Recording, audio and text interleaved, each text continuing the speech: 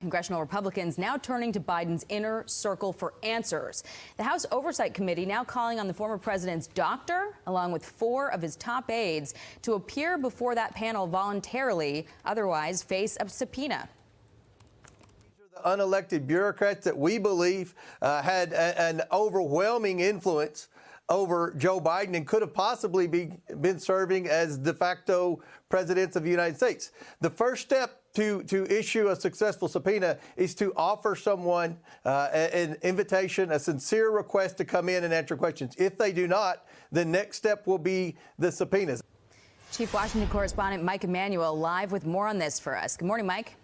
Jackie, good morning. In his letter to Dr. Kevin O'Connor, physician to President Biden, Oversight Chairman James Comer asks if the doctor contributed to an effort to hide former President Biden's fitness to serve.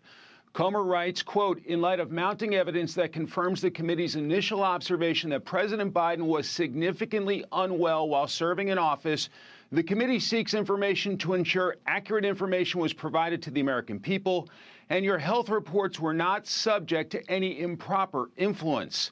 Now Republicans are asking who was running the country. Comer expressing this concern. During the end of the Biden administration, that our sources were telling us that Hunter Biden was spending more time in the Oval Office than Joe Biden. I said on some shows that Hunter Biden was essentially the de facto chief of staff.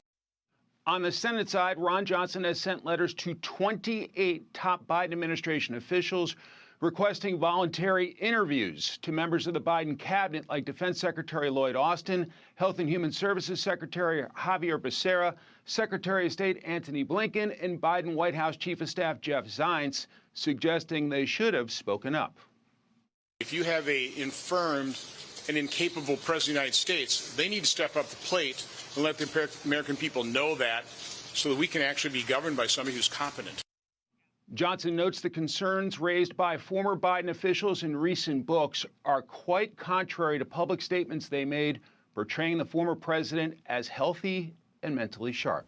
Jackie? All right, Mike Emanuel, thank you. So I want to bring in Shannon Bream, talk about this and a host of other things. How you doing, Shannon? Anchor at Fox News Sunday and Memorial Weekend. Hello, blessed Memorial Weekend to you. I thought what Mike said there was very interesting. There's voluntary interviews. Do you think much comes of this in the end? Well, for now, they're voluntary. As you guys know, having covered D.C. for a long time in these hearings, I mean, these folks were already part of a hearing, many of them, or an investigation that had launched last year in the House. And so they didn't comply. They didn't come voluntarily. But that's where they're starting with the committee.